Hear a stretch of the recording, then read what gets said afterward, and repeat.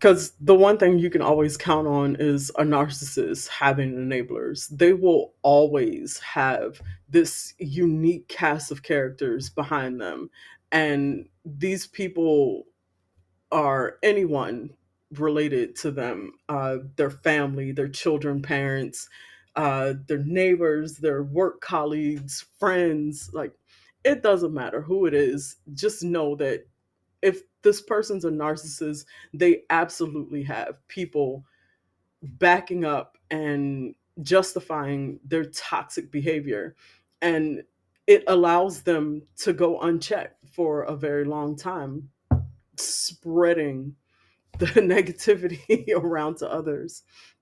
And that's who we're going to talk about today, is the people who enable the narcissist. But we're going to do so without passing judgment. We're going to talk about some of their common traits, and we're also going to talk about how to avoid becoming an enabler to a narcissist, and how to break free from being an enabler to a narcissist. So I've pretty much broken down uh, the enablers into five categories, which are the protector, the confidant, the enforcer, the flying monkey, and the self deceivers. The enabler is nine times out of 10, if you run into an enabler or if you are an enabler, you're going to display one or more of the combination of these five things. So, first up on the chopping block is the protector. These people act like the the narcissist PR team. They are the fixers and managers of crisis, the negative rumors. They fight and try to change the image of the narcissist. Imagine Olivia Pope, but on a smaller scale. So the mission of the protector is to shield the narcissist from having to face consequences for their horrible behavior. They craft elaborate excuses, they deflect the blame and spin narratives to maintain the illusion of perfection.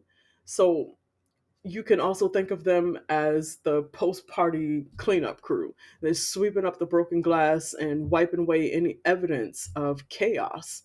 The broom, a well fitted story, very well crafted. But remember this, enablers aren't necessarily villains, they are often caught up in the manipulation web of loyalty and fear, or even their own insecurities that have been played on by the narcissists in their lives. We also see that every narcissist needs a sympathetic ear, someone who will just listen and nod along sagely as they recount their distorted perceptions of reality. Enter the confidant. The confidant is an enabler who validates the narcissist's delusions. Have you ever seen those little dog bobbleheads where you put on your dashboard, and as you're riding through, it just kind of bobs up and down? This is what the confidant appears to be as they nod along in agreement with the most outlandish ideas that the narcissist can come up with, while also justifying their harmful behaviors. The role of the confidant is to simply be the yes man. Listen and don't interrupt, don't correct, and absolutely don't tell the narcissist that they are the ones who are responsible for any of the negative interactions that they have. Just agree and keep your skepticism to yourself. The confidant is kept around because they're a great source of positive validation. No matter how unrealistic the narcissist sounds to the confidant is going to continuously feed the grandiose ideas. Yes, you are the rightful heir of the moon. That sounds funny, but I promise you, I heard those exact words come out of a person's mouth during a mediation, and they were not being sarcastic.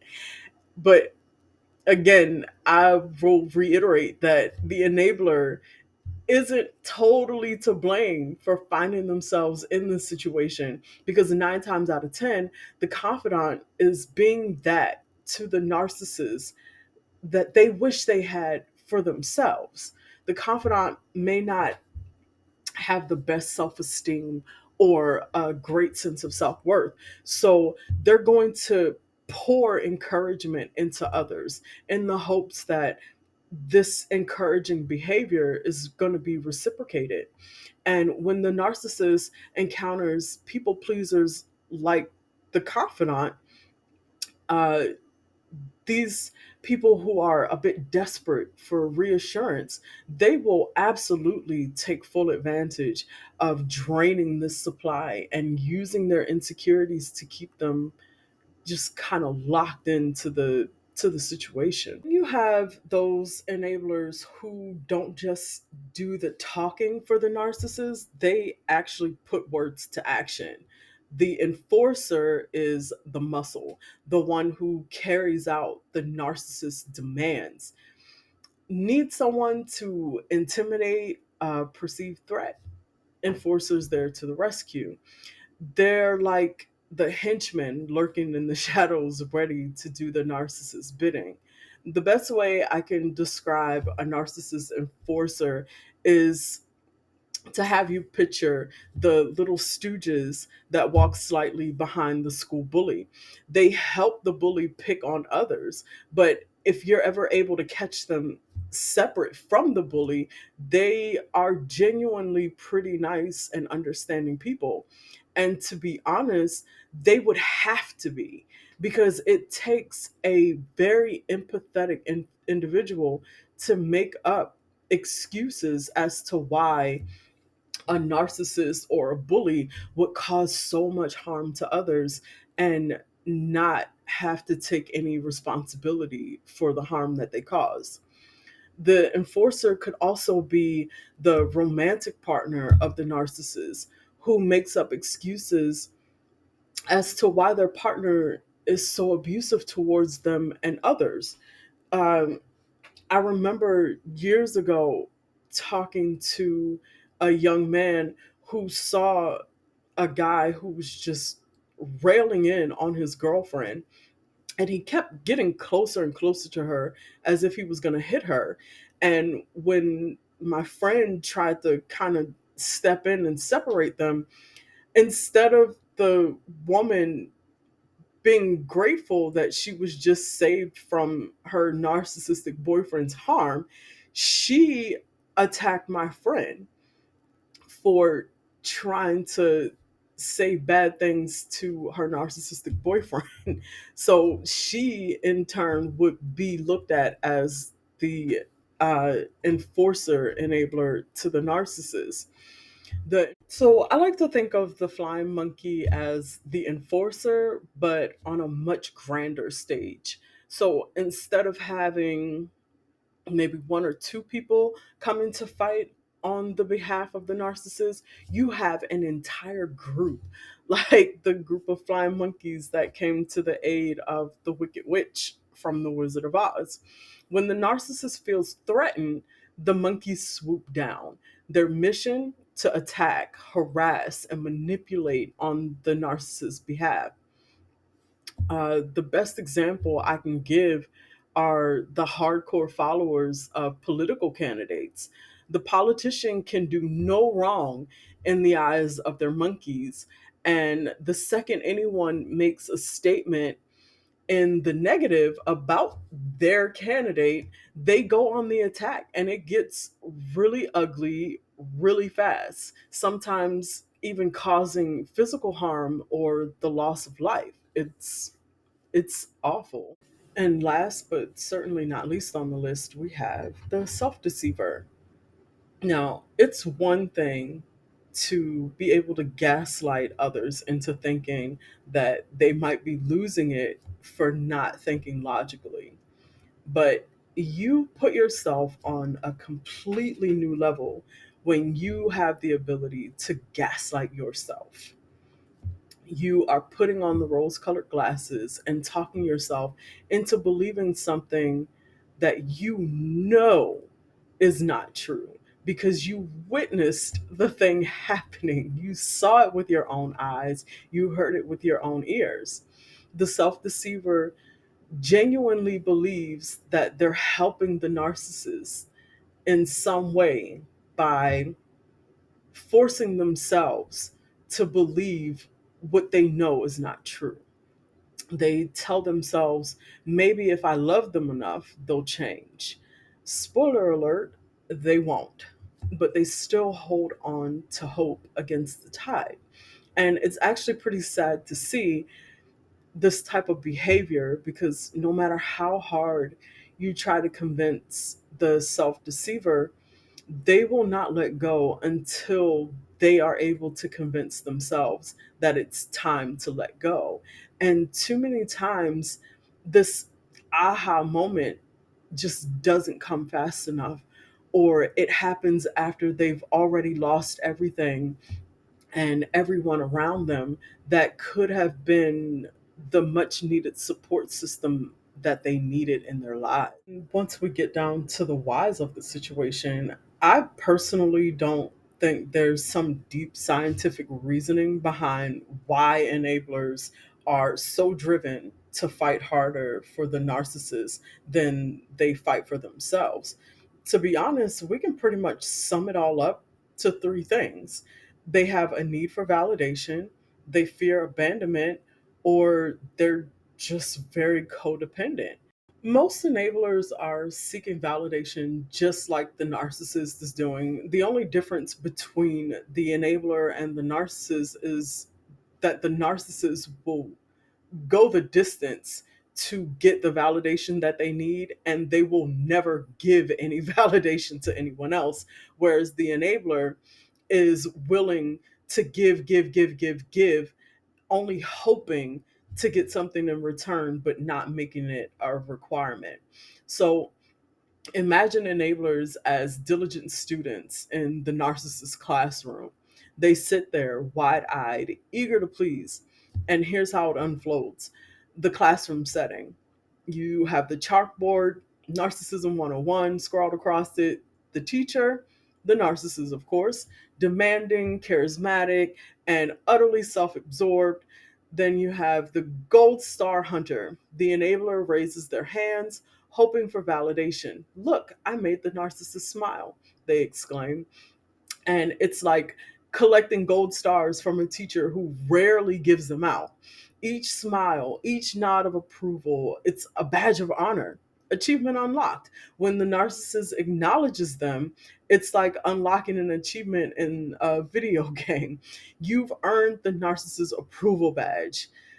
And their heart swells because of this. It's how they get their little doses of self-worth boosting. But here's a twist: the gold stars are fool's gold. The narcissist's approval is fleeting, like catching fireflies in a jar. They glow for a moment and then they fade away. And the enablers, they keep chasing those elusive stars, hoping this time they'll stay. So I say to the gold star collectors, your worth is not measured by the narcissist smile. You're more than a student in their classroom. So break free from the cycle, and just maybe you'll find a universe where your achievements actually matter, and not just to other people, but they matter to you, to yourself, to your own self worth. The fear of being abandoned is also fueling the emotional undercurrent that keeps enablers tethered to their role in the narcissist drama. The enabler dreads losing their place in the narcissist's orbit. Their identities intertwined with this role that they're playing in the narcissist's life. They're the keeper of the narcissist's ego. The enabler is always forced to define and redesign their role in this person's life so that they don't become so irrelevant that the narcissist will leave them and go find an energy source somewhere else. They're dependent on having a purpose. It's It's not just about playing it up for the narcissist, but it defines the enabler's own sense of worth. Without being of service to this person, they'll begin to they'll begin to question who they are or their overall importance. So breaking free from the fear of abandonment means that the enabler has to realize that their authentic self is not solely tied to the narcissist, and it's not their duty to feed the narcissist's ego. It's a matter of finding meaning and purpose beyond the role that you play for other people. I mean, ultimately, finding purpose and meaning is going to be the best thing that an enabler can do for themselves. Enablers come with their own wounds and their own unresolved issues, which mesh perfectly with the narcissist dysfunction. It's like the two puzzle pieces fitting together perfectly. So, codependency isn't just about enabling, it's about mutual reinforcement. The enabler soothes their own wounds by tending to those of the narcissist's ego. They believe that if they can so-called fix them, that maybe they can fix themselves. And the enabler clings to this role because it gives them a purpose. It's not just about the narcissist, it's about filling their own voids. The enabler is filling whatever holes may have been created in their own lives. For the codependent breaking free from the narcissist, this means that they have to realize that each individual is going to have to do the work to heal themselves, and they cannot just heal any and every wound of other people, especially if those other people are not actively trying to break free from their own trauma. So, what can we learn from the narcissist enablers? And these individuals knowingly or unknowingly perpetuate the toxic dynamics surrounding the narcissist. And by understanding their traits and motivations, we gain a lot of insight into the complex web of narcissistic relationships. One of the first traits we can learn about is the blind loyalty. So, regardless of the harm that the narcissist causes to the enabler is going to continuously exhibit unwavering loyalty. And this blind loyalty may stem from emotional attachment, fear of losing favor, or long standing relationships. Basically, they don't want to just give up on a situation or a relationship that they feel they've poured so much of themselves, time, and energy into.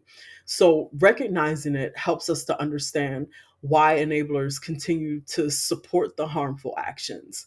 Another trait is conflict avoidance. Most enablers will avoid conflict and confrontation, especially with the narcissist. Very passive aggressive, very passive. They prioritize peace over addressing problematic behaviors.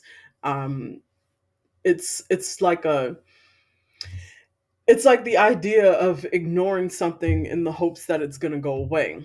We know it's never going to go away just because you don't talk about it. You just don't talk about it. So their avoidance in turn perpetuates abuse. And by recognizing this trait, we can encourage healthier communication and assertiveness. The next trait, or the next common trait of the enabler, is their people pleasing tendencies. They will prioritize the narcissist's demands over their own needs and others, to include their children or their elderly parents or grandparents, anyone who essentially depends on them to live. And by understanding their people pleasing traits, we can see how the narcissist's charm and manipulation exploits the enablers. It reinforces the narcissist's sense of entitlement. The last trait that enablers have in common is social reinforcement. The narcissist will always take advantage of any opportunity to make themselves the center of attention, no matter where they go. But in this case, the enabler is the one doing that work. They're constantly talking about the narcissist, sharing their minor achievements or their contributions to an achievement. And they steer the conversation away from its original origin to the narcissist. This behavior reinforces the idea that everything revolves around the narcissist, feeding their ego. It also highlights how enablers unwillingly contribute to the narcissist's self centeredness. So, in summary, studying narcissist enablers teaches us about the intricacies between loyalty, fear, and manipulation. By recognizing these traits, we can better navigate the complex relationships and protect ourselves from narcissistic abuse, and maybe even help someone who might be trapped in an abusive relationship acting as an enabler to a narcissist. And the ultimate goal for the enabler should be them getting out and staying out of the abusive relationship with the narcissist. It's not going to be an easy task, and it's probably going to take more than one, two, three, four, however many tries. But the enabler needs to understand that getting out of this relationship should be their top priority, and it is very possible to do so. They just have to carry out the steps to do it. They have to do a lot of self reflecting, step out from behind the narcissist shadow, put down the monkey wings, and reclaim their own sanity. Therapy, self awareness, healthy boundaries are all possible escape routes. So we'll just go over a couple of strategies that can be used by the enabler or by the people who are there to support the enabler in getting out of these toxic situations. The first strategy we can talk about is the enabler understanding the role that they play in their own demise. Now, earlier we spoke about how enablers are often very non confrontational. They would rather ignore a problem than confront it. And this includes being able to call themselves out for their own negative contributions to the situation. It's important for the enabler to be able to recognize their own patterns and dismantle the dynamics that are in place, dynamics that feed the narcissist's ego and tears the enabler apart. The enabler has to be able to dig deep inside to figure out what is it that's motivating me to stand 10 toes down behind this narcissist who is not contributing anything positive into my life. The second strategy is to set clear and reasonable boundaries. The enabler needs to know that saying no does not make them a bad person. It protects you mentally, emotionally, and sometimes even physically. But saying no isn't the end all of boundaries. You also have to be willing to completely remove yourself from the situation when the narcissist crosses your boundaries. I'm not going to say if, because we all know that narcissists are going to cross your boundaries. So it's when and not if. You have to be willing to walk away.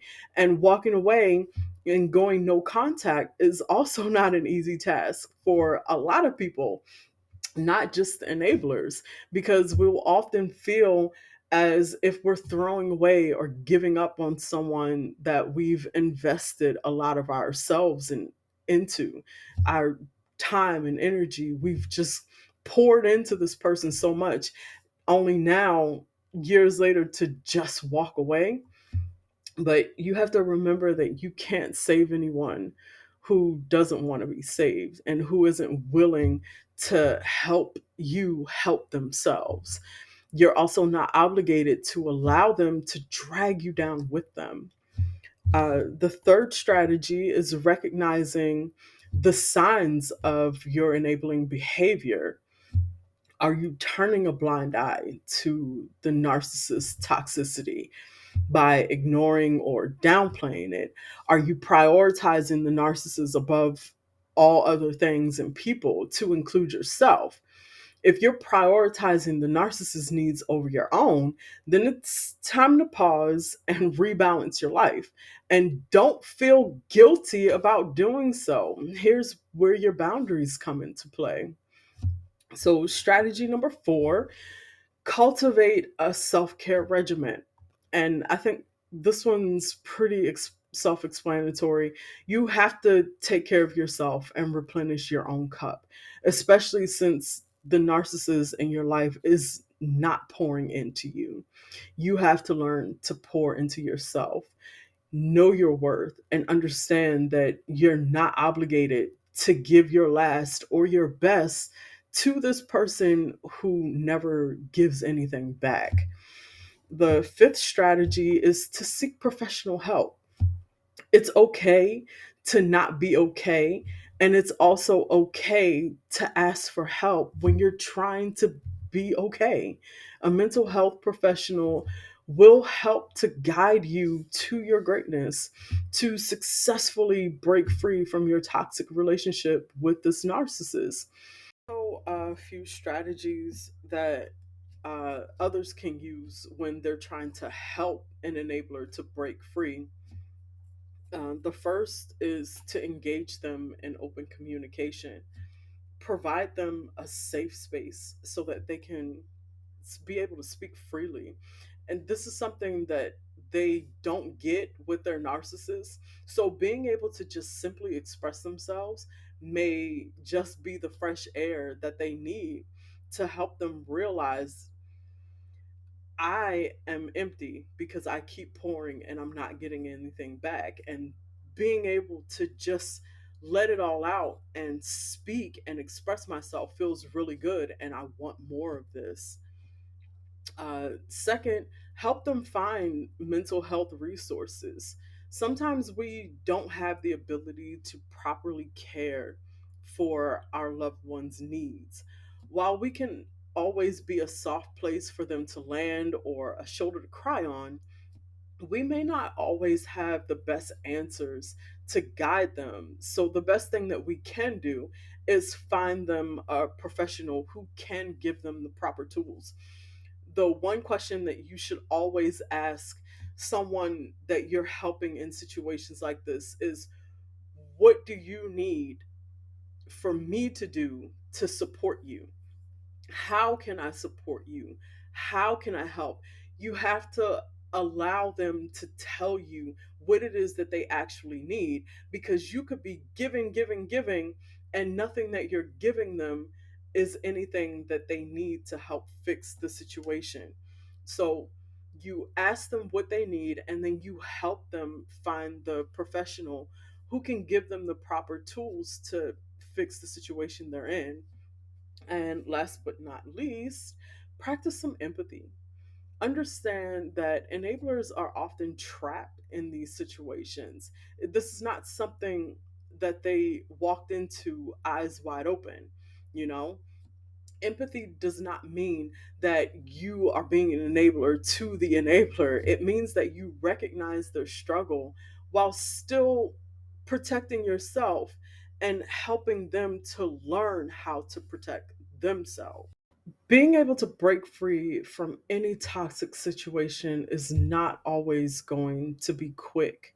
It's not always going to be easy, but it is absolutely necessary.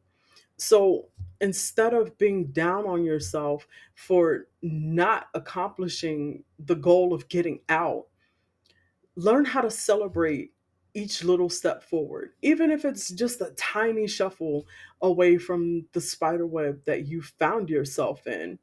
You deserve the freedom and you deserve the healing.